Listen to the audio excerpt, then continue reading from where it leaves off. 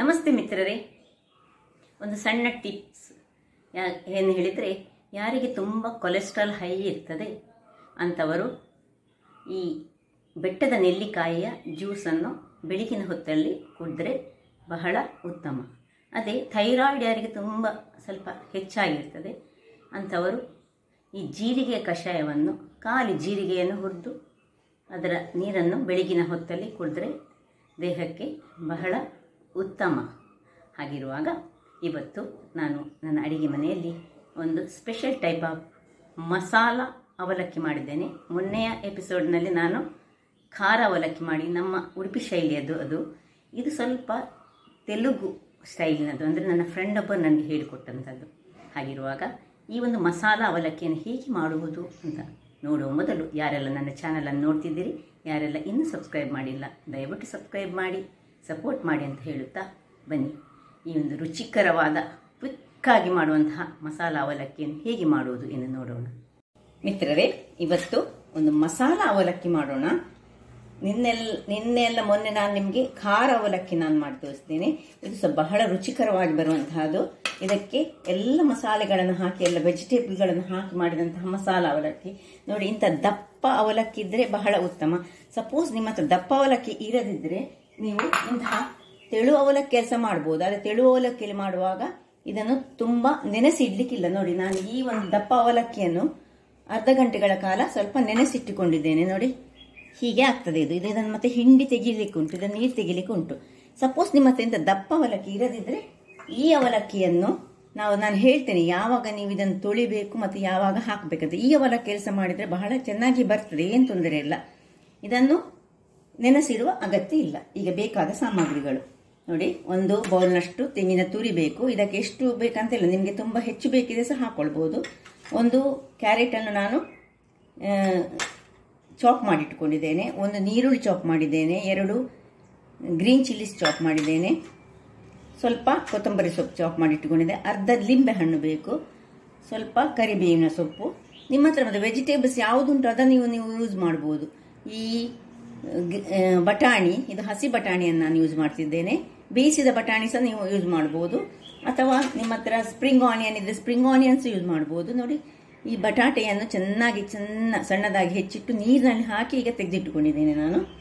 ಮತ್ತು ಸ್ವಲ್ಪ ಹಲ್ದಿ ಬೇಕು, ಮತ್ತು ಎಣ್ಣೆ. ಇಲ್ಲಿ ನೋಡಿ, ಮಸಾಲೆಯಾಗಿ 1 ಚಮಚದಷ್ಟು ಮೆಣಸಿನ ಹುಡಿ, 1 ಚಮಚದಷ್ಟು ಕೊತ್ತಂಬರಿ ಪುಡಿ, 3/4 ಚಮಚದಷ್ಟು ಜೀರಾ ಪುಡಿ. ಇಲ್ಲಿ ಇದು ಗರಂ ಮಸಾಲೆ ಪುಡಿ, ಅಥವಾ ನಿಮ್ಮದು ಚಿಕನ್ ಮಸಾಲೆ ಪುಡಿ ಇದ್ರೆ ಅದು ಬಹಳ ಚೆನ್ನಾಗಿ ಬರ್ತದೆ ಇನ್ನೂ ಸಹ. ಇಲ್ಲದಿದ್ರೆ ಗರಂ ಮಸಾಲೆ ಪುಡಿ. ನಾನು ಚಿಕನ್ ಮಸಾಲೆ ಪುಡಿಯನ್ನು 1 ಚಮಚದಷ್ಟು ತೆಗೆದುಕೊಂಡಿದ್ದೇನೆ. ಈಗ ಮೊದಲಿಗೆ ಬಾಣಲೆಯನ್ನು ಇಟ್ಕೊಳ್ಳೋಣ. ಬಾಣಲೆಯನ್ನು ಇಟ್ಕೊಂಡು ಗ್ಯಾಸ್ ಸ್ಟವ್ ಆನ್ ಮಾಡ್ಕೊಳ್ತಿದ್ದೇನೆ ನಾನು. ವೀಕ್ಷಕರೇ, ಇಲ್ಲಿ ನೋಡಿ, ನಾನು ಸ್ವಲ್ಪ ಎಣ್ಣೆಯನ್ನು ಹಾಕೊಳ್ತಿದ್ದೇನೆ. ಸ್ವಲ್ಪ ಒಂದು 2-3 ಚಮಚದಷ್ಟು ಎಣ್ಣೆಯನ್ನು ಹಾಕೊಳ್ಳಿ. ಈಗ ಮೊದಲಿಗೆ ಈ ಎಣ್ಣೆಗೆ ನಾವು ಈ ನೀರುಳ್ಳಿಯನ್ನು ಹಾಕೊಳ್ಳೋಣ. ನೀರುಳ್ಳಿನ ಹಾಕಿ ನೀರುಳ್ಳಿ ಚೂರು ಬಾಡುವಾಗ ನಾನು ಆಗ ಹೇಳಿಕ್ಕೆ ಮರ್ತೋಯ್ತು, ಸ್ವಲ್ಪ ಜಿಂಜರ್ ಗಾರ್ಲಿಕ್ ಪೇಸ್ಟ್, ಅಥವಾ ನಿಮ್ಮ ಹತ್ರ ಜಿಂಜರ್ ಗಾರ್ಲಿಕ್ ಮನೆಯಲ್ಲಿ ಮಾಡಿದ್ರೆ ಬಹಳ ಒಳ್ಳೆಯದು. ಜಿಂಜರ್ ಗಾರ್ಲಿಕ್ ಪೇಸ್ಟನ್ನು ಸ್ವಲ್ಪ ಹಾಕೊಳ್ತಿದ್ದೇನೆ.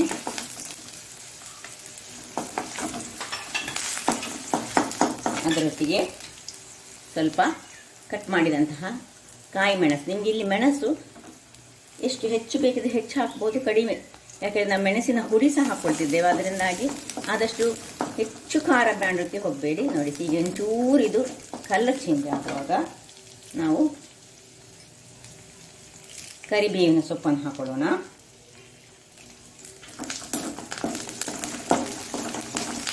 ಕರಿಬೇವಿನ ಸೊಪ್ಪಿನ ನಂತರ ಸ್ವಲ್ಪ ಕೊತ್ತಂಬರಿ ಸೊಪ್ಪಿನ ದಂಟುಗಳೆಲ್ಲ ಇದ್ದರೆ ಅದನ್ನೆಲ್ಲ ಚೂರು ಮಾಡಿ ಇದಕ್ಕೆ ಹಾಕೊಳ್ಳಿ.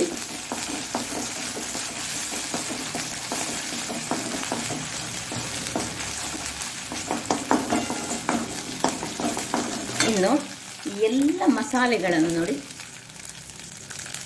ಮೆಣಸಿನ ಹುಡಿ, ಇದು ಕೊತ್ತಂಬರಿ ಹುಡಿ, ಜೀರಾ ಹುಡಿ ಮತ್ತು ಗರಂ ಮಸಾಲೆ ಅಥವಾ ಚಿಕನ್ ಮಸಾಲೆ, ಎರಡರಲ್ಲಿ ಒಂದು, ಎಲ್ಲ ಒಂದಿದ್ರಲ್ಲಿ ಎಣ್ಣೆಯಲ್ಲಿ ಚೆನ್ನಾಗಿ ಘಮ ಬರುವ ಹಾಗೆ ಹುರಿಕೊಳ್ಬೇಕು.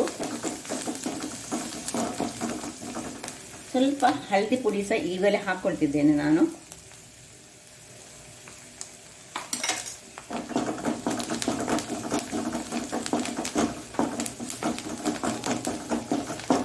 ಇನ್ನು ನಮ್ಮ ಇದು ಪರಿಮಳ ಬರುವಾಗ ಸ್ವಲ್ಪ ಇದು ಫ್ರೈ ಆಗಬೇಕು. ಇದರಲ್ಲಿ ಮಸಾಲೆಗಳೆಲ್ಲ ಕ್ಯಾರೆಟ್,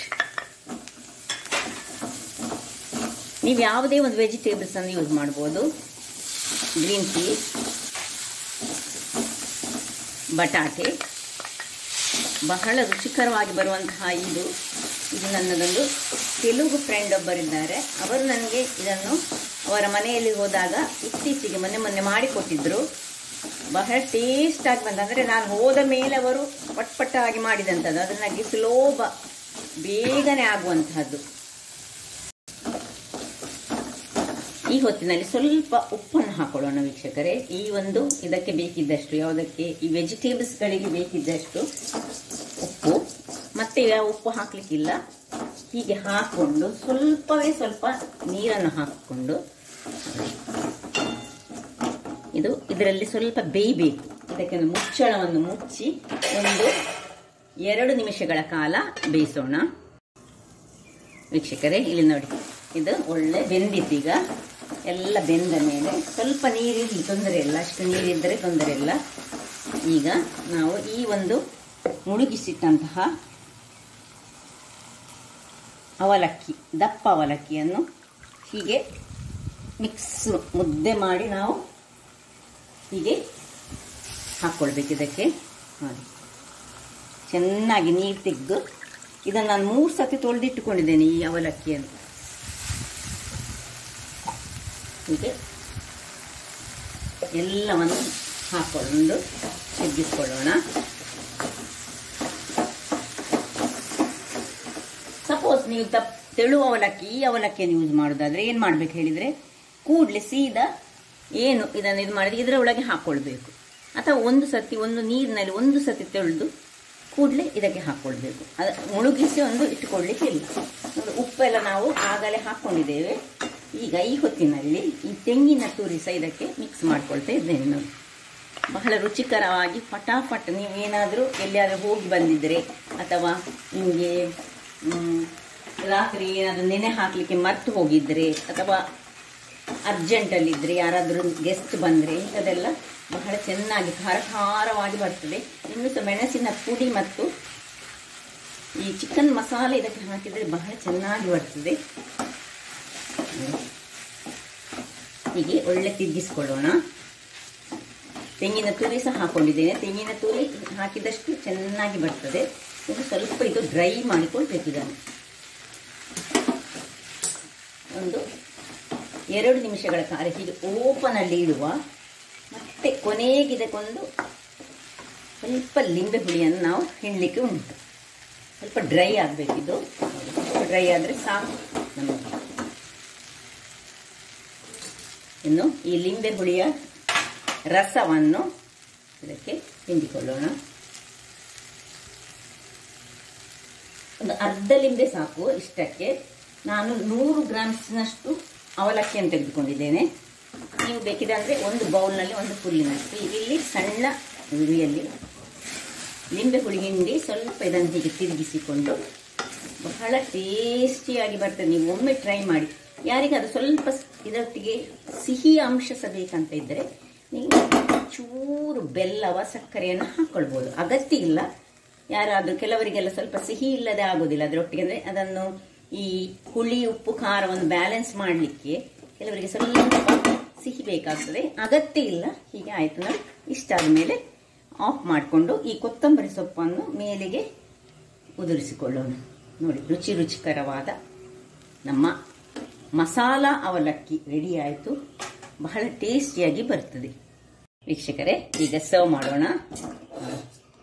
ಹೇಗೆ ಬಂದಿದೆ ನೋಡಿ, ಒಮ್ಮೆ ನೋಡಿಕೊಳ್ಳಿ ಅಂತೆ. ಎಷ್ಟು ರುಚಿಯಾಗಿರ್ತದೆ ಹೇಳಿದರೆ ಅಷ್ಟು ರುಚಿಯಾಗಿ ಬರ್ತದೆ. ಈಸಿಯಾಗಿ ಮಾಡುವಂತಹದ್ದು. ಎಲ್ಲ ವೆಜಿಟೇಬಲ್ಸ್ಗಳುಂಟು. ಮಕ್ಕಳಿಗೆ ಸಹ ಹೇಳಿ ಮಾಡಿಸಿದಂತಹದ್ದು. ಇದು ತಿನ್ನಲಿಕ್ಕೆ ಸಹ ಬಹಳ ಸ್ಮೂತ್ ಆಗಿರ್ತದೆ.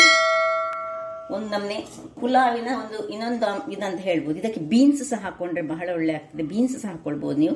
ಬೀನ್ಸ್ ಸಣ್ಣದಾಗಿ ಕತ್ತರಿಸಿಕೊಂಡು ಹಾಕಿದ್ರೆ ಸಹ ಅದು ಇನ್ನೂ ಸಹ ಟೇಸ್ಟ್ ಬರ್ತದೆ. ಅಥವಾ ಬೇಕಿದ್ರೆ ಸೋಯಾ ಚಂಕ್ಸ್ ಅನ್ನು ನೀವು ಬಿಸಿ ನೀರಿನಲ್ಲಿ ಹಾಕಿ ಅದನ್ನು ಸಣ್ಣದಾಗಿ ಕಟ್ ಮಾಡಿಟ್ಕೊಂಡು ಹಾಕಿದರೆ ಸಹ ಚೆನ್ನಾಗಿ ಬರ್ತದೆ. ನೋಡಿ, ಮೇಲೆ ಸ್ವಲ್ಪ ಕೊತ್ತಂಬರಿ ಸೊಪ್ಪನ್ನು ಉದುರಿಸ್ಕೊಳ್ತಿದ್ದೇನೆ ನಾನು. ನೋಡಿದ್ರಲ್ಲ ವೀಕ್ಷಕರೇ, ನೋಡಿ ಏನು ಚೆನ್ನಾಗಿ ಬಂದಿದೆ ನೋಡಿ. ಅಷ್ಟೇ ರುಚಿಕರ. ಒಮ್ಮೆ ಟ್ರೈ ಮಾಡಿ ನೋಡಿ, ನನಗೆ ಮೆಸೇಜ್ ಮಾಡಿ ಹೇಗೆ ಬಂದಿದೆ ಹೇಳಿ. ಹಾಗಾದರೆ ನನ್ನ ಈ ಕುಕಿಂಗ್ ಚಾನಲ್ ನಿಮಗೆ ಇಷ್ಟ ಆದರೆ ಬೋಳೂರು ಸುವರ್ಣ ಚಾನಲನ್ನು ಲೈಕ್ ಮಾಡಿ, ಶೇರ್ ಮಾಡಿ ಹಾಗೂ ಸಬ್ಸ್ಕ್ರೈಬ್ ಮಾಡಿ ಹಾಗೂ ನನ್ನ ಇನ್ಸ್ಟಾಗ್ರಾಮ್ ಪೇಜನ್ನು ಫಾಲೋ ಮಾಡಿ. ಧನ್ಯವಾದಗಳು.